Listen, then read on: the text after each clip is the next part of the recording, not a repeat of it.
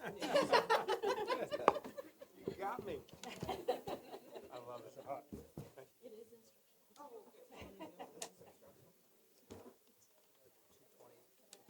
Okay. Wrap this up.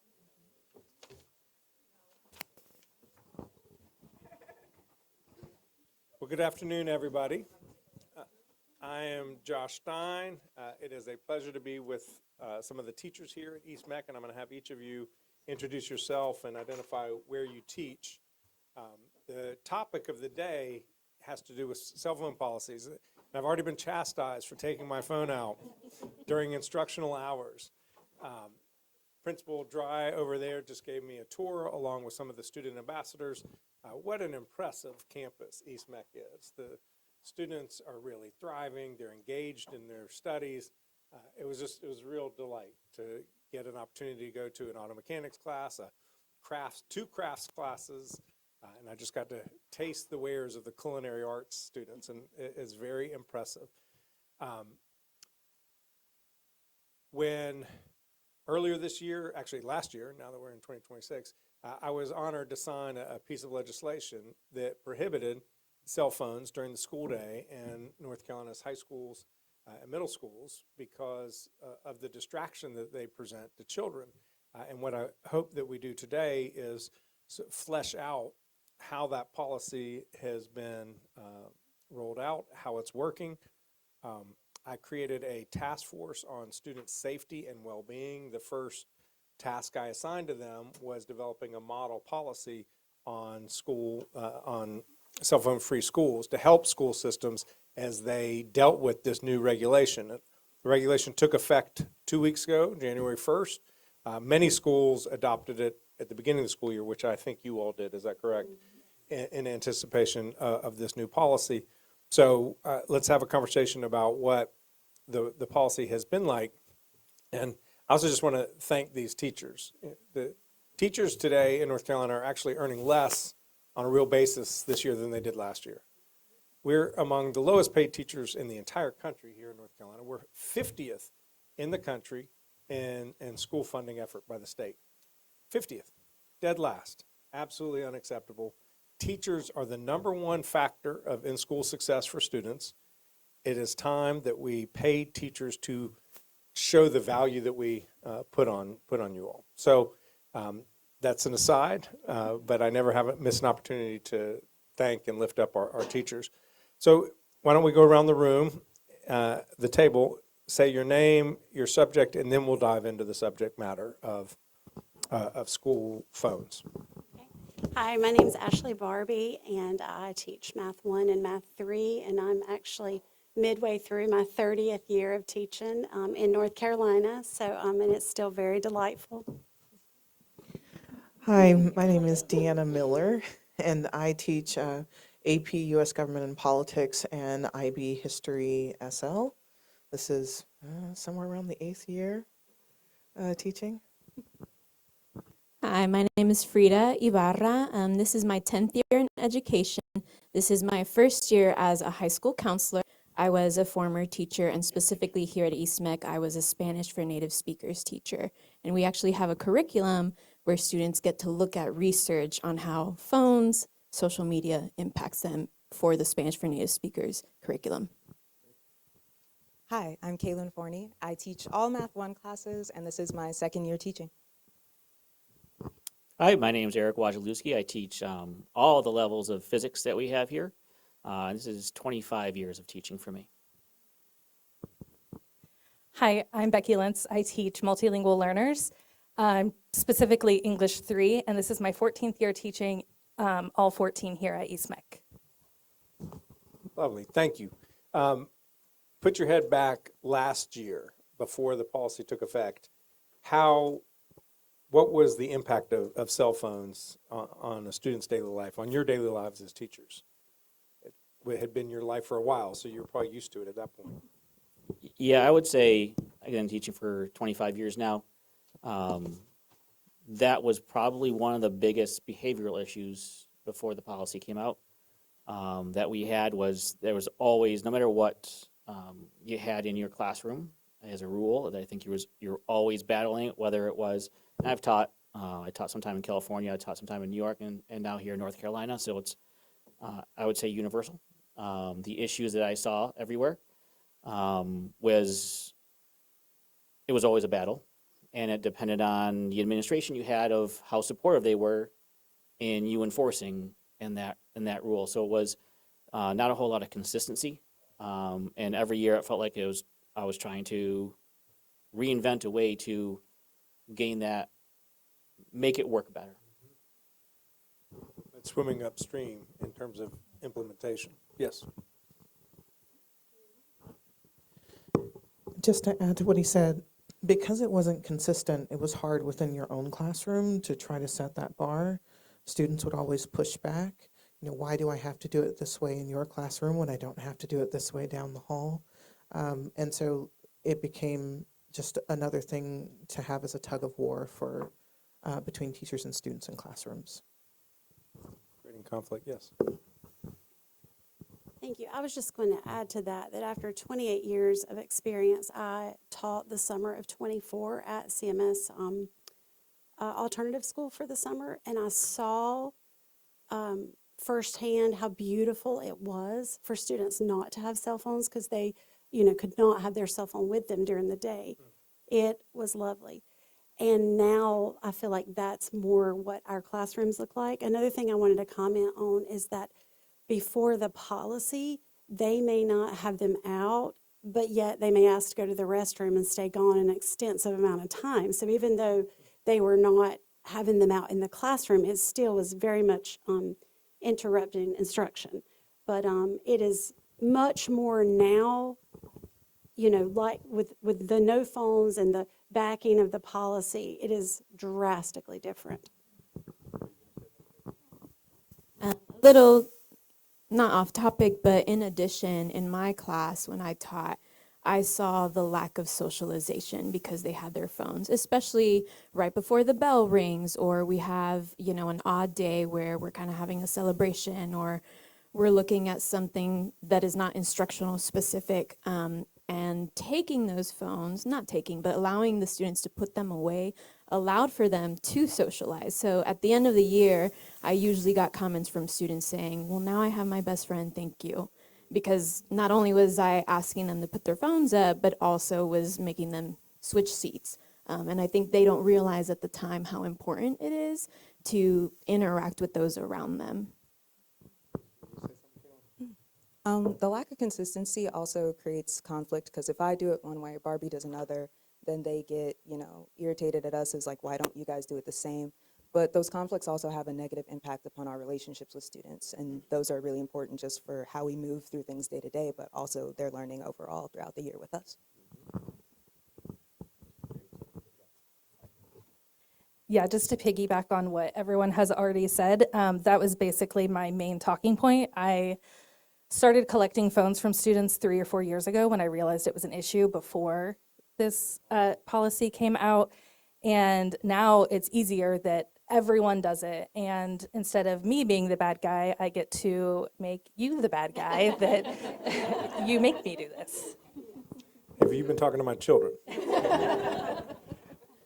So, all right, that's how it was before. The policy is in place here, has been for a term already. How has this year been different than previous years? And we want to take first stab at that? Yeah, I think just what I was kind of getting at just now that it is a universal policy and everyone has to follow it, we don't have those issues of why do I have to put my phone away in Miss Linz's class when I don't have to do it in my other class? Like, it makes So it easier. less to conflict enforce. with the student versus the teacher. More standardization. I think there's a correlation there with critical thinking as well. In physics, we do a lot of challenging concepts and making kids think real critically about the world around them. And I think the natural tendency when someone gets stuck with a concept is, especially now when you have information available at all times in your hand, is just to go look up the answer and look up the solution. And now with AI, there's so much that they can get from that, and it can actually, the struggle of critical thinking is the important part. It's not the actual information that they're have to learn, the facts or my class maybe the equations. It's how do you process that when something very complex. And I think having no cell phones does help.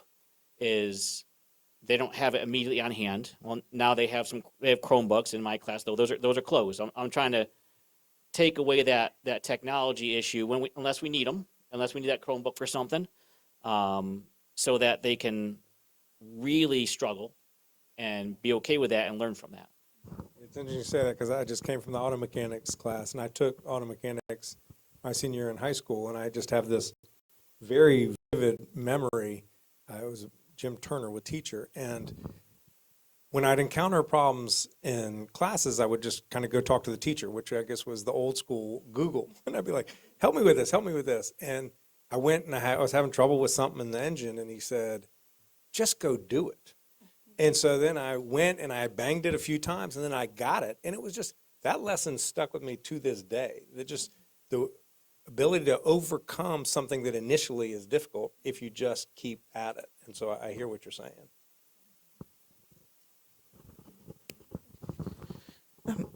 I think for me, in addition to the increase in critical thinking, I think it's also student engagement is way up. Students engaging with the tasks that I've put before them, engaging with each other, building those relationships. When cell phones were an unknown entity in classrooms, you had to compete with the phone. You know, is it the lesson or is it the phone that they're going to pay attention to? Or is it the lesson or is it the earbud that they're going to try to sneak in their ear? And so once you take that out, that variable out of the equation, now they can be focused on the task at hand. And so that's one of the things I love about it, is that there's no question about the student engagement. I do a lot of group work in my classrooms, and that authentic engagement in that group task is really the number one benefit for me. I was just going to mention also, and I don't know if you all will agree with this or not, but also for me, like coming back from the pandemic, I feel like the students really needed some structure in how to manage their phone after having devices, 24/7 constantly. So I think they appreciate the structure. And even when I collected phones before the policy, and then you had like some surveys and things at the end of the year, I would even have students comment, I'm glad you made us give you our phone. I was able to focus. And they really do appreciate the structure, even if they'd rather have their phone with them. They do appreciate it. I'll speak to that too. Again, I mentioned in the curriculum for Spanish for native speakers, we have a unit on technology. And we look at research and the impact that it has on specifically teenagers with social media, with internet access. And at the end of the unit, they're supposed to argue, basically. They're supposed to have a debate. And usually the students end up deciding, yes, we do not have the capacity as teenagers to manage social media and our cell phones. It is a good policy to have. Now, whether they follow through with that or not is a whole separate topic. Again, they're teenagers, but it is we have seen more and more that kids are understanding the benefits and they're actually appreciating it and respecting it because they yet are not able to make that decision for themselves. And that's our job, to help them build those skills for their future. What I see the most is I see them showing more signs of endurance, kind of specific to our content area. One of our goals is to make sure our students persevere when they're kind of doing their math, because it's everyone's favorite subject and they love to give up. So we don't want to see them do that. And I see my students kind of sticking with things a little bit longer because they have less distractions in front of them, just kind of easily available to them. When I was Attorney General, we took Facebook to court, Facebook and Instagram, took TikTok to court, because I have alleged that these companies designed the program, designed the algorithms to suck people in and keep them engaged, to keep them as eyeballs on a screen because they make money with that time. And that's not to the kids' long-term interest. And so I went traveling around to a lot of schools to learn, because some school systems adopted this policy 2 years ago. So some school systems were a little ahead of the curve. And I was convinced from those discussions about the worthwhileness of this, and so I was eager to champion the law that the General Assembly passed, and we have a couple legislators here, Senator Waddell and Representative Lofton. Thank you for your support of that. But when I was having these discussions, there were a number of schools that hadn't implemented that were really nervous. They were like 3 constituencies. They were worried about teachers having to enforce, and is that going to create issues? And it sounds like in some ways the policy makes your jobs easier because you're not individually having that battle. That was clear from what you said. The second were the students. How were they going to react and say, no, you can't take it from me? And everyone sort of came where you said was the students really kind of want to pay attention, and to take it away from them takes away the choice, which makes them focus, and they like that. And I heard a number of stories about students in the cafeteria when without a phone, they're like looking up at the table and then talking to their neighbors rather than everybody immediately looking down at their phone. But the third constituency that everyone was most scared about were the parents. Like, have you heard from parents about their reaction to the policy? Have they been as positive as students and teachers? So I actually was in a PTSO meeting this morning where parents did share the concern. Okay. Parents did share their concerns regarding safety, right? As a parent, I'm not a parent, but I can only imagine that the first thing that comes to mind is, where is my child and are they safe? So for a lot of families and for a lot of students, that is their number one concern, is communication when there are things that are happening, or we're going on lockdown, or there are things happening in the area. It has been a difficult conversation to have with students and parents, because how do you argue against something so emotionally charged? But what I try to tell my students and parents is, we want to, as East MEC, communicate, and as staff, with family in the community as immediately as possible. But when you have 500, 1,000, 2,000 people trying to call 911 or trying to call the front office during an emergency, that actually doesn't help with the safety concerns. Or if, God forbid, we need to stay as quiet as possible and your phone is going off, or, a lot of examples. It has happened where we go and we have a drill and students have their headbuds in, and because headbuds are now canceling noise, students don't realize that we are on lockdown. So I've had to pull students into classrooms before because they don't realize what's going on. So although there are a lot of arguments as to how it doesn't allow for communication freely with our loved ones, there are so many benefits with the cell phone policy in educational settings. Safety issue cuts both ways, is what I heard you say. Yes. Anyone else have experience with teachers on this issue? I mean, with parents, sorry. It's the teachers, but with parents. Yeah, I think, so being a government teacher, we do have policy discussions in class, and the safety issue is what is brought up by both students, and saying that this is also what their parents are concerned about. But I think, at the end of the day, their phone is in the room, and if we faced the unfortunate situation where we were in a lockdown, we'd be able to get them access to their phones in an orderly fashion. So they aren't totally cut off. And I think that's what I try to reassure my students, that even though your phone is up here at the front of the room, if something were to go on, you are my number one priority. I mean, I'm here to protect you. And so I'm going to make sure you can communicate with your family if you need to. Different schools implement this policy differently. How is East MEC doing it? It sounds like you're not collecting the phones at the beginning of the day and giving them back at the end of the day, but you're collecting them in each class. Can you explain it, Abby? Absolutely. So what we are doing here is not having students not having their phone during instructional time. So during none of the classes do students have their phone. Teachers can decide if they would like to have the student put the phone in the bag and put the bag at the front. I personally have a box that they put their phones in, but I do not say to a student, you have to put your phone in this box.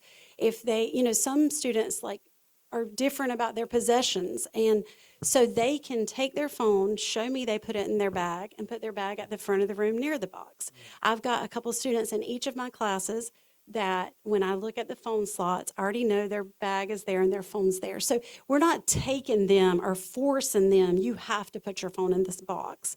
So you can decide here how you want to ensure that the students do not have their phones during instruction. Because, and I do agree with that, because, you know, financially it would be very expensive for all the teachers to be, you know, for them to buy like the boxes, you know, and things like, I think you said in your room you have the hangers. Like we have, you know, we're professionals and we have, we can manage our own implementation of the policy. But that's what it looks like. They can have it during lunch and during non-instructional times. Yeah. And my students I have a hanging chart, a numbered chart in the front of the room. So when they walk into the door, they have an assigned spot and they place their phones in that spot. And it stays there throughout class. And then before the bell, they go in, like immediately before the bell, they grab their phone out of that slot. So I never actually have to take possession of it. It's always within their view, and they are the ones who manage putting it in and not. So very similarly, I also had a slot that was numbered. How I took attendance. Thank you. Because almost every student now has a phone, they would put it in their assigned spot, and that's how I knew that they were here. So if the conversation came to, well, I don't own a phone, well, great, let's call mom and verify. So that was a very easy way for me. Again, I think, do we want money to be going to boxes? No, we want money to be going to our classes and resources, not a metal box that will hold phones. Any other questions on a comment on implementation? Yeah, I do the same thing that Deanna does and Frida did. I have like numbered slots that the students put their phones in. And honestly, for years, my students have been great about walking in the room and immediately putting their phone in there. And I think one reason why I have buy-in is I don't ask my students to do anything that I am not also willing to do. And my phone is in the number one slot every single day as soon as they walk in the room, because I don't need my phone while I'm teaching any more than they need their phone while they're learning. And I think from the school-wide implementation of the plan, it had a little bit of a progression. We started off the year where, well, before students got here, the policy was going to be every student has their phone in their backpack at the front of the room. Then we had a discussion because, you know, in the front of my room is where I have a board where I need to use it. And so I can't be stepping over bags. And so there was a conversation, okay, let's give a couple options. And I think the implementation has worked well because teachers had a couple options to choose from to make it work. And by doing that, it gives us the ability to feel like, you know, we have a little bit of control. It's not interrupting how we're going to teach and what happens in our classroom. Frida mentioned the desire to have resources go to other things than just maintaining cell phones. And sort of as a last topic, what do you all need? What is the biggest constraint on academic achievement in North Carolina? And you each get one swing of the bat, unfortunately. All right, but why don't we start with you, since we like danger here? Staff. We want more staff. We want more teachers. Yeah, that's all I'm going to say. More school counselors, more mental health services. There's not enough for our kids. And we try what we can, but there really is not enough. So anything to support social emotional learning and mental health would be my primary goal. I agree with you. I think more staff so we can get class sizes down a bit would really be very helpful in ensuring that we are able to meet the needs of students efficiently. Yeah, I will agree with that. Anything to lower class sizes. As far as like physical things that we need, I think we are provided with the things we need. I mean, I had an administrator in my room just within the past few days, and the last thing he said was, "What do you need?" And then with that being said, our Math 3 PLC lead did come up with some ideas, and now they've been ordered. to, so we have the things we need. We have a strong PTSO, we have a strong administration but, we can't control like the staff, neither can the administration, but anything like I've got some classes with 35, like it would be nice if it was 28, but, things like that. But I think we're doing the best we can with, what we have in place to work. It really is. And if I could just add, we're teachers, we're resourceful, and we make it work with whatever we have. It's because for a lot of us, this is a passion thing. And our administration is great about getting us the things that we need. I know that anytime I've gone to Mr. Dry and I've said, Mr. Dry, I need, he said, okay, let's figure it out. Kaylin? I hate to say staff again, but totally staff. I'm a somewhat recent college graduate in a class of several thousand. Only me and one other individual were secondary math teachers. So that speaks kind of where we are. That speaks to me of pay, that young people don't see this as a remunerative career that makes sense over a lifetime. Sadly so. I would say in science, I'm also the science department chair, so I kind of oversee our ordering process. And we are drastically underfunded for materials. It is really a challenge to you think of the science standards where we're trying to be engaged and we're trying to getting the kids hands-on stuff, and with what we're provided, it's really hard to buy materials that might be consumable, or buy equipment that would demonstrate concepts in physics or other sciences that are going to help the students really understand. I think we spend a lot of time, if we want something, how do we find other sources? Whether it's our PTSO, whether you have to go find a grant, whether you have to shell out money yourself because you just it's our passion to do it well.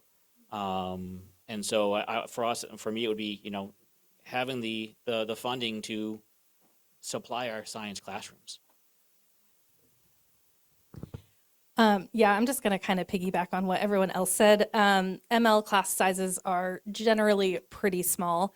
So I think counselors, social and emotional health would be great. And I also agree with everyone that our administration is wonderful. I don't have experience at any other schools, but I will say that I have never felt like I need something that they are not helping me get or find a way to get. As a state, we not only pay our teachers among the lowest wages in the country, starting teacher pay is among the lowest in the entire Southeast, but we expect a lot of you all, North Carolina teachers, even with that low pay, end up spending, I think we're number 2 in the country in terms of out-of-pocket expense by teachers for school supplies, because you need it and you care so much about your students that you're willing to dig into your own pocketbook to help, which is crazy. And then because we are 50th in the country, dead last in funding effort, how much we as a state contribute to public education as a share of our economy, we don't have enough counselors. We're so out of whack in terms of the number of guidance counselors, social workers, school nurses, compared to what for a student ratio, that it's embarrassing. It's sad. So we have a lot of kids struggling with mental health, and they bring that into the classroom, which affects, if you have 35 students and you have 1 or 2 who are going through something that day, that can throw the whole class off for that session, for that lesson. And much better to have a professional who can help that kid deal with whatever they're going through that day so that you can just teach, which is what we want you to do. What an impressive group. All teachers this good at East Mac? Yes. I love it. Let's thank these teachers for all that they do.